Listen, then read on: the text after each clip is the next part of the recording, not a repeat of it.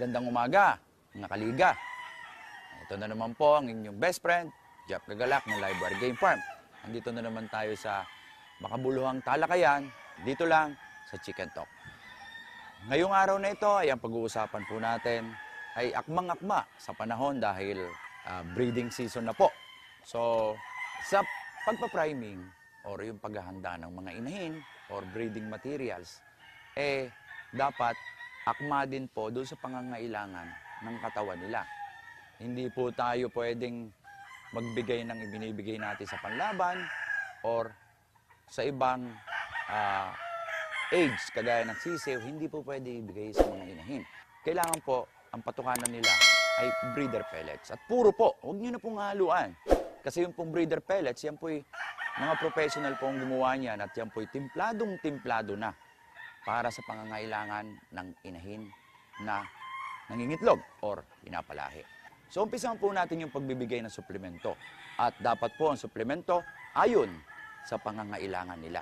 Dahil ang sobra po ay hindi rin nakakatulong.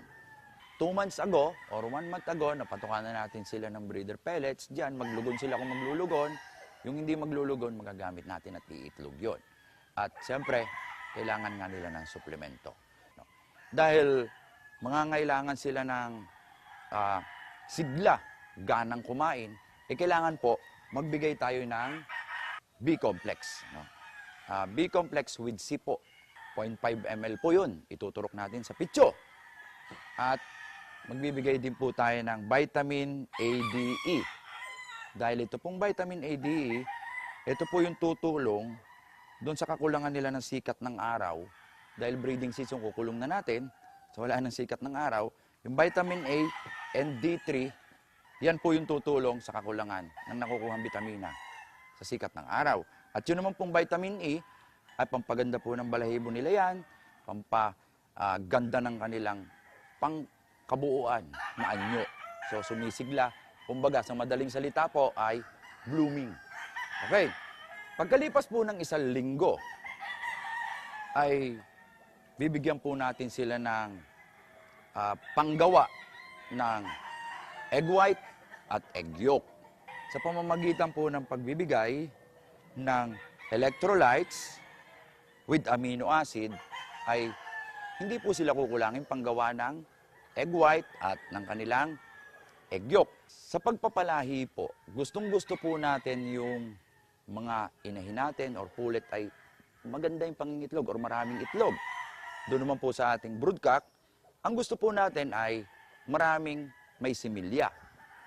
Kapag po ang inahin ay nangitlog ng maganda at marami po ang walang similya, ang may kasalanan po, yung broodcock or broodstag. So magbibigay po tayo ng pampataas ng fertility. At iisa lang po yan talaga. Yun pong tinatawag natin na selenium. Pagkalipas ng 1 linggo, ay ito ulit dalawang ito, ituturok natin sa magkabilang pitso. At ito, at linggo-linggo na po yan natin gagawin habang ginagamit natin sa breeding yung ating mga inahin. Dahil sa totoo lang po, kapag wala pong suplemento, unang 10 itlog lang po ang maganda. So, ang pangit na po ng mga sunod, pati sisiw ang hihina. So, sa pamamagitan po dito, kahit po medyo lugon, nagagamit natin.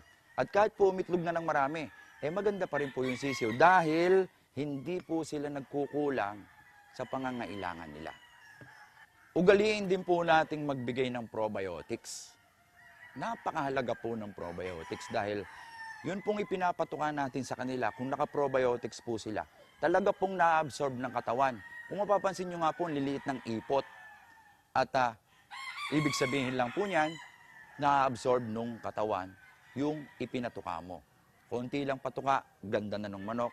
So, mura lang po ito at nakakatipid pa ito. Ito po yung ating tinatawag na microbags. At yan po talaga yung ginagamit namin.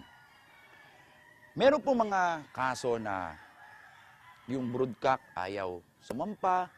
So, meron din po tayong ginagamit na suplemento para dyan.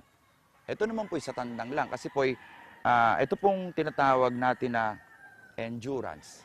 Ito po'y suplemento para sa mga tandang. Galing ito sa mga natural na sangkap, mga herbal. So, hindi po ito nakakasira ng ating mga alagang panabong na manok. Ito po yung napili kong gamitin sa breeding. Ito na nga yung broodstag. Ito po yung ating signature na bigtail. At kung mapapansin nyo, gupit na rin po yung kanyang puwet. Kasi sila po yung mga gagamitin ko sa early stage ng ating breeding. At ito po, hanggang hindi po ito naglulugon, gagamitin ko ito dahil nga po, meron tayong suplemento, matatag po ito. Malakas po si similya nito. At kung mapapansin nyo po, kumintab na yung balahibo niya, gumanda na siya, namula na yung mukha niya, at pati nga yung paa niya, nagniningning na. So, blooming na po siya. Pwede na po ito isa lang anytime. Ito naman po yung bagong galing sa range na hinuli natin. Kung mapapansin nyo, hindi pa siya ganun ka pulang-pula at hindi pa siya nagniningning, no? Magugulat po kayo kapag ginamitan ito. At tamang priming, ito po'y mangingintab na rin at gaganda na po ito na para bang dalagang nasa bukirin na sariwang-sariwa. Kasi ito po'y meron pa siyang mga kagat pa ng red mite. So hindi talaga natin mailalabas yung tunay na health nila kapag may kagat ng red mites. Ayan mga kaliga, naipakita ko sa inyo yung method namin ng priming or paghahanda ng mga palahiin natin. Sa susunod natin pagkikita, ay ipapakita ko naman sa inyo yung paghahanda bukod pa dito sa suplemento. Dahil meron din po tayong tinatawag na priming by means of vaccination.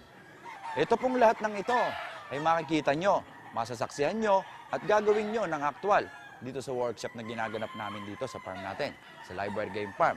At ito nga po yung Liga, Livewire Game Fowl Academy ni Jap Gagalak.